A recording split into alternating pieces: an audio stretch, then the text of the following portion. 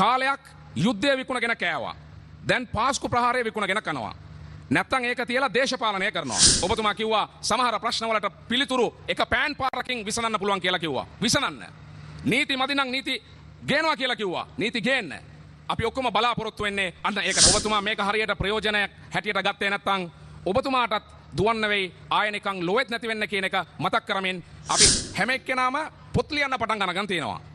ගෝඨාභය රාජපක්ෂ, මොහන් ගුණරත්න, උදය ප්‍රභාත් ගම්මන්පිල, සිවනේසතුරේ චන්ද්‍රකාන්ත නෙවත් පිල්ලයන් බලන්න පොත් ලියපු අය. කාලයක් තිබුණා දෙමළ අය ඔක්කොමම කොටි කියලා කිව්වා. ඒ වගේම පාස්කු ප්‍රහාරයෙන් පස්සේ මුස්ලිම් අපි ඔක්කොමව අන්තවාදීන්, ත්‍රස්තවාදීන්, ආගම්වාදීන්, මූලධර්මවාදීන්, වහබ්වාදීන්, බෙදුම්වාදීන් විදිහටයි බැලුවේ.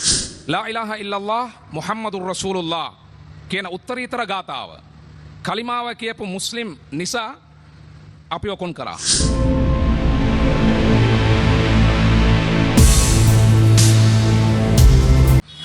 බිස්මිල්ලාහිර් රහ්මානිර් රහීම්. අල්හම්දුලිල්ලාහි රබ්බිල් ආලමීන්.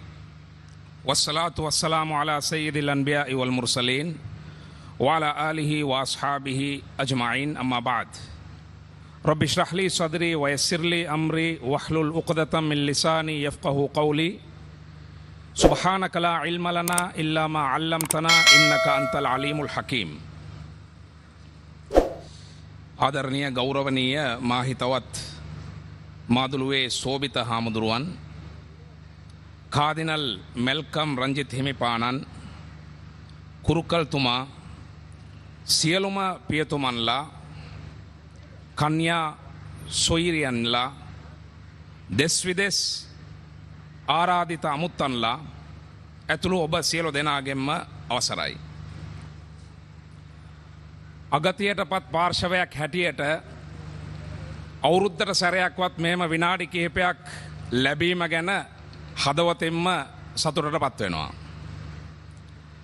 පාස්කු ඉරදුන ප්‍රහාරය සිදු වෙලා අදට අවුරුදු 7ක් අවසන් වෙනවා. පාස්කු ප්‍රහාරයෙන් ජීවිත අහිමි වුණු විදෙස් ජාතික 42 දෙනා, දේශීයව 235 දෙනා, එකතුව 277 දෙනා තමන්ගේ ආගමේ විශ්වාසයේ පරිදි ඉන්න තැන හොඳින් ඉන්න ඕනේ කියලා මම ප්‍රාර්ථනා කරනවා. තුවාලකරුවන්, ආබාධිත, අබ්බගාත තත්වයට පත්වෙච්ච අයට ඉක්මන් සුවය ප්‍රාර්ථනා කරනවා. වින්දිතයන් සියලු දෙනාගේම පවුලේ උදවියට මාගේ බලවත් ශෝකය සහ බලවත් කනගාටුව මුස්ලිම් සමාජය වෙනුවෙන් ප්‍රකාශ කර සිටිනවා. කතෝලික ක්‍රිස්තියානි ජනතාව අන්ත අසරණ තත්වයට පත් වුණා වගේම ඊටත් එහා ඔබ්බට ගිහින් මුස්ලිම් අප සියලු දෙනාම වින්දිතයන් බවට පත් වුණා.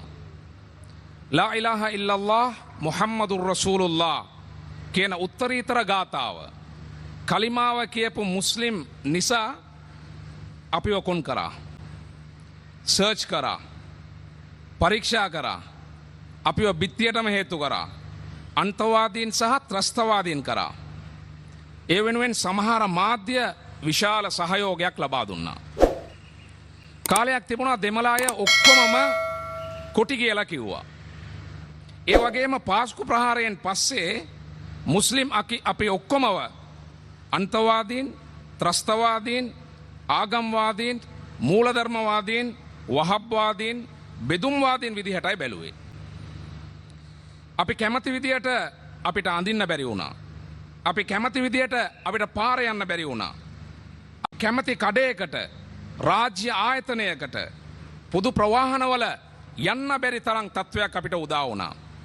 අන්තිමට ඒක කෙලවුණේ මෙත්තිකා විතානගේ යන අයගේ නායකත්වයෙන් යුත් තාක්ෂණ කමිටුවේ කිසිම පදනමකින් තොරව, කිසිම පදනමක් නොමැතිව අත්නෝමතික ලෙස ගත්ත තීන්දුවකට අනුව අපගේ මුස්ලිම් කොරෝනා මෘතදේහ අමුවේ පුලිසා දැමීමෙන්. ඒක 300ද 600ද 1000ද 2000ද කියලා අපි අදවනතුරු දන්නේ නැහැ. අදටත් ආණ්ඩුව අපොහොසත් වෙලා තියෙනවා අපිට ඒ ලැයිස්තුව ලබා දෙන්න. ගරුජු ජනාධිපතිතුමාගෙන් බැගෑපත්ව ඉල්ලා සිටිනවා ඒ ලයිස්තුව අපිට ලබා දෙන්න ඉදිරි නීති කටයුතු සඳහා කියලා. දැන් මේ පාස්කු ප්‍රහාරය විහිළුවක් වෙලා තියෙන්නේ. විහිළුවක් විතරක් නෙමෙයි ව්‍යාපාරයකුත් වෙලා. කාලයක් යුද්ධය විකුණගෙන කෑවා. දැන් පාස්කු ප්‍රහාරය විකුණගෙන කනවා. නැත්තං ඒක තියලා දේශපාලනය කරනවා. පාස්කු ප්‍රහාරය සම්බන්ධයෙන් මහජන අපේ මුදල් වැය කරලා ලක්ෂ ගණන් කෝටි ගණන් වේදම් කරලා වාර්තා කිහිපයක් හැදුවා. මගේ මතකයට අනුව ජයකිද අල්විස් වාර්තාව, SI ඉමාම් වාර්තාව, විජිත් මලල්ගොඩ වාර්තාව, පාර්ලිමේන්තු තේරීම්කාරක සභා වාර්තාව, ජනාධිපති කොමිෂන් සභා වාර්තාව, මෙරිල් ගුඩ්වින් වාර්තාව කියලා දේශීය වශයෙන් වාර්තා කිහිපයක් එළි දැක්වුවා. ඒ වගේම FBI ඇමරිකාව, AFP ඔස්ට්‍රේලියාව, නිව් ස්කොට්ලන්ඩ් යාඩ් එක්සත් රාජධානිය, ඉන්ටර්පෝල් වැනි විදේශ වාර්තා කිහිපයන් එළි දැක්වුවා. මගේ විශ්වාසය අනුව හැම වාර්තාවකම අවසානයේදී නිර්දේශ කිහිපයක් ලබා දීලා තිබුණා. හැබැයි අද වෙනකන් කිසිම නිර්දේශයක් ක්‍රියාත්මක නොකරපු නිසා තමයි මේක ව්‍යාපාරයක් හැටියට පත් වෙලා තියෙන්නේ. ඒ කොහොමද ඒක ව්‍යාපාරයක් හැටියට පත් වුනේ කියලා කිව්වොත් දැන් හැම එක්කෙනාම පොත් ලියන්න පටන් ගන්න තියෙනවා. මම කියවපු පොත් ටිකක් නම් ජනාධිපති දුරයෙන් මා නිරපීමේ කුමන්ත්‍රණය ගෝඨාභය රාජපක්ෂ මිල රුපියල් 1800යි. ශ්‍රී ලංකාවේ පාස්කු ඉරිදා සමූල ඝාතනය උගත යුතු පාඩම් රොහාන් ගුණරත්න මිල 3200යි. පාස්කු සංහාරය වාර්ගික හා ආගමික සහජීවනය පිළිබඳ දැනුම සහ අවබෝධය මිල 1950යි. පාස්කු ප්‍රහාරයේ මහමලුකරු සොයා යෑම උදය ප්‍රභාත් ගම්මන්පිල මිල 1500යි. පාස්කු ප්‍රහාරයේ වාර්ගික හා ආගමික සහජීවනය පිළිබඳ දැනුම හා අවබෝධය පොත ලිව්වේ සිවනේශතුරයි චන්ද්‍රකාන්ත නෙවත් පිල්ලයන්. බලන්න පොත් ලියපු අය. මේ එක පිරිසක්. තව පිරිසක් ඉන්නවා පොලිමේ පොත් ලියන්න බලාගෙන ඉන්න අය. ඒ අය කවුද කියලා කිව්වොත් මේ පාස්කු ප්‍රහාරය සිද්ධ වුණේ යහපාලන ආණ්ඩුව කාලේ. යහපාලන ආණ්ඩුව කාලේ තමන්ට පැවරුණු වගකීම් යුතුයකම් රාජකාරිය පැහැර හැරීම නිසා ශ්‍රේෂ්ඨාධිකරණය 5 දෙනෙක්ව වැරදිකරුවන් හැටියට පත් කරලා ඒගොල්ලන්ට වන්දි මුදල් දඩ නියම කළා. කවුද ඒ නියම කරපු කට්ටිය? හිටපු ජනාධිපති මෛත්‍රීපාල සිරිසේන මිලියන 100යි. හිටපු පොලිස්පති පූජිත ජයසුන්දර මිලියන 75යි.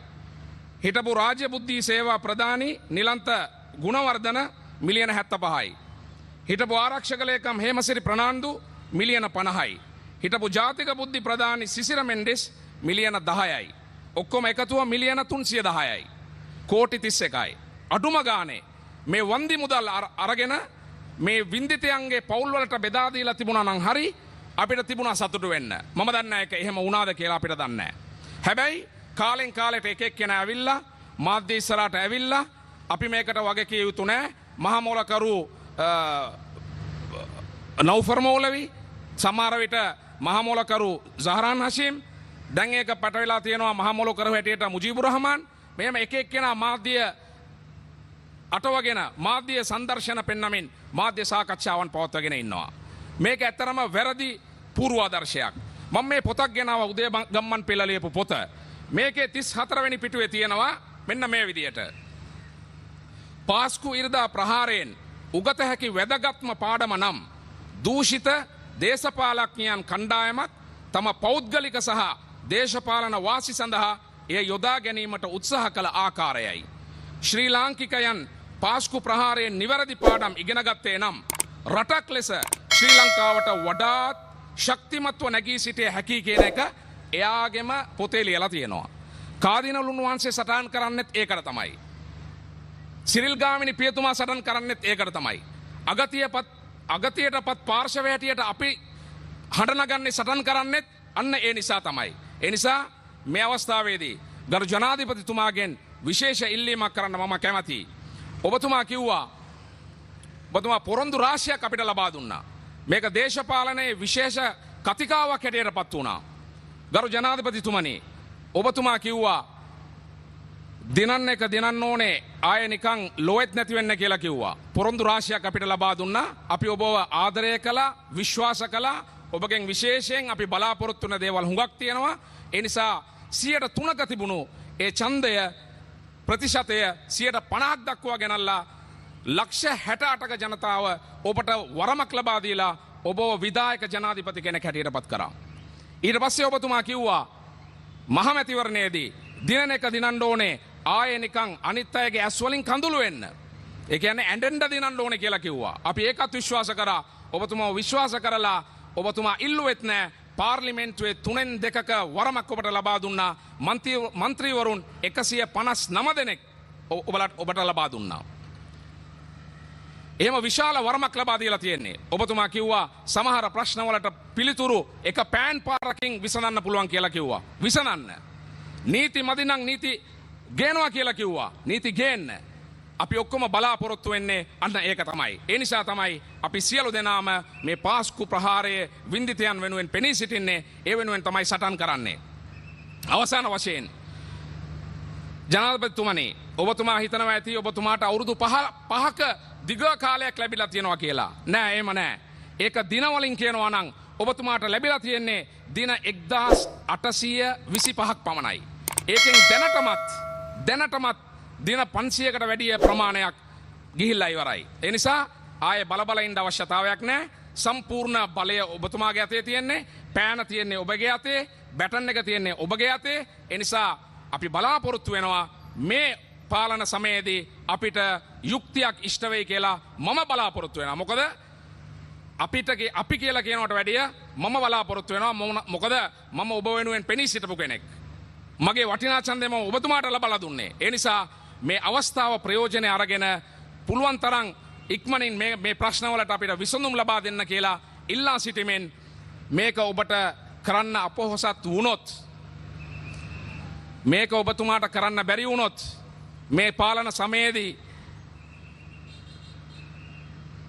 මම හිතනවා මේක කියන්නත් ඕනේ. හැබැයි කියන්නත් නරකයි. ඉතින් මම දන්නේ නැහැ මීට පස්සේ මට අවස්ථාවක් ලැබෙයිද කියලා.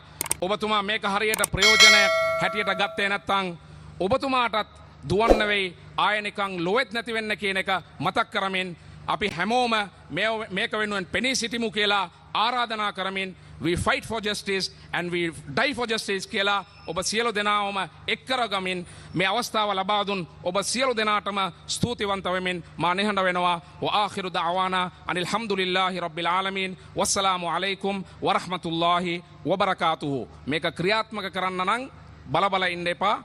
බුද්ධ වචනයකින්ම මම අවසන් කරන්නම්. අප්පමාදෝ අමතපදං පමාදෝ මච්චුනෝපදං.